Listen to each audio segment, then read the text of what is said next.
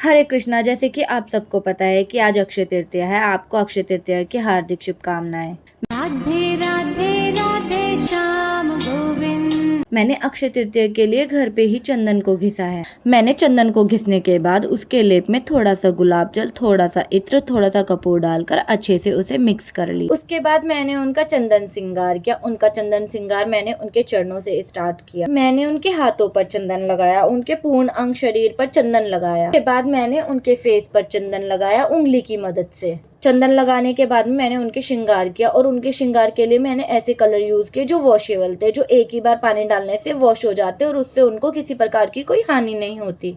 उसके बाद मैंने उनके हाथों पर पत्रावली बनाई और उनके हृदय में राधा नाम लिखा। मैंने उनके गालों पर भी उस कलर से श्रृंगार किया, उनके माथे पर भी डॉट डॉट लगाकर पत्रावली की। जब उनका श्रृंगार पूर्ण हो गया तो उसके बाद मैंने उन्हें माला पहनाई और मैंने फूलों से ही उनका पूरा श्रृंगार किया। मेरे लाला पूरी तरह से तैयार हो गए। आप भी उनका दर्शन कर सकते हैं। लाला का चंदन श्रृंगार पूर्ण होने के बाद में मैंने श्री जी के भी हाथों पर चंदन लगाया था। आज के दिन ठाकुर जी को ठंडी चीजों का भोग लगाया जाता है, इसलिए मैंने आज उनका श्रृंगार पूर्ण करने के बाद में उनके लिए सत्तू का शरबत बनाया। आज के दिन सत्तू का बहुत ज्यादा महत्व होता है, इसलिए आज के दिन लाला को सत्तू की बनी चीजों का भोग लगाना चाहिए। और दूध का शरबत बनाकर तैयार हो गया है। चलो अब लाला को भोग लगाते हैं। हम उनके पास शरबत लेकर आए और हमने लाला को भोग लगाया। भोग लगाने के बाद याद आया कि मैंने विष्णु जी के चरणों में तो चंदन लड्डू रखा ही नहीं। उसके बाद मैंने तुलसी का पत्ता रख के विष्णु जी के चरणों में लड्डू चंदन रख दिया।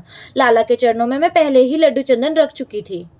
आज लाला के भोग के लिए आलू की सब्जी, अरवी की सब्जी और पूरी, रायता ये सब बन रहा है। फिर मुझे लगा कि खाना बनने में तो थोड़ा टाइम लगेगा, इसलिए मैं लाला को थोड़े से फ्रूट्स ही खिला देती। आप अपनी इच्छा के अनुसार कोई भी फ्रूट्स खिला सकते हैं जिनमें बहुत ज्यादा पानी होता है। गर्मियों हमें इन बातों का बहुत ज्यादा ध्यान रखना चाहिए कि हम ठाकुर जी को समय समय पर पानी पिलाते रहें। अब मेरे फ्रूट्स भी कट हो चुके हैं। अब मैंने उनमें तुलसी का पत्ता रखा और फ्रूट्स को लेकर अपने लाला के पास गई और उन्हें भोग लगाया। आलू की सब्जी, अरवी की सब्जी, रायता वगैरह मेरा सब बन चुका था। आटा मैंने लगा लिया था। अब पूरी बनाने की बारी थी। फटाफट मैंने उनके लिए पूरी बनाई। सब कुछ खाना तैयार होने के बाद में मैंने उनकी प्लेट लगाई और मैंने याद रखा कि उस प्लेट में मैं तुलसी का पत्ता रखना ना भूल जाऊं। मैंने उस प्लेट में तुलसी का पत्ता रखा। उनके लिए भोग की प्लेट बिल्कुल तैयार हो चुकी है और लाला के पास भोजन लाकर उनको भोग लगाया। अब 2 से ढाई घंटा हो चुका था लाला को चंदन लगाए हुए। अब उन्हें स्नान कराने की बारी थी, तो मैंने एक परात ली, उसमें सतिया किया, लाला को बिठाया और बहुत आराम से पानी डाला। ठाकुर जी को स्नान कराते समय आप परात में फूल भी डाल सकते हैं। जिन कलर से मैंने लाला का श्रृंगार किया था वो भी हल्के हाथ से मसलने पर सारा अपने आप ही हट गया। बहुत हल्के हाथ से उनके फेस को मसला, उनके माथे को मसला, सारा चंदन आराम आराम से छूटने लगा।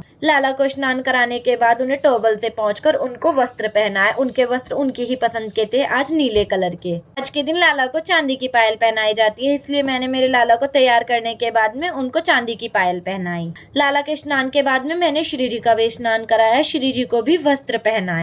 जब लाला और श्री जी का स्नान पूर्ण हो गया तो उनके लिए मैंने जो मीठे में भोग बनाया था उसके लिए मैंने तैयार भोग में हलवा बनाया था, लेकिन मैंने उसमें ड्राई फ्रूट्स नहीं डाले थे। उसके बाद में मैंने ड्राई फ्रूट्स निकाले, उनको कट की। हलवा तैयार हो चुका था। फिर हलवे को लेकर आए, पहले श्री जी को भोग लगाया, फिर लड्डू को भोग लगाया। अगर आपको वीडियो अच्छी लगी हो तो वीडियो को लाइक और चैनल को सब्सक्राइब कर देना। राधे राधे।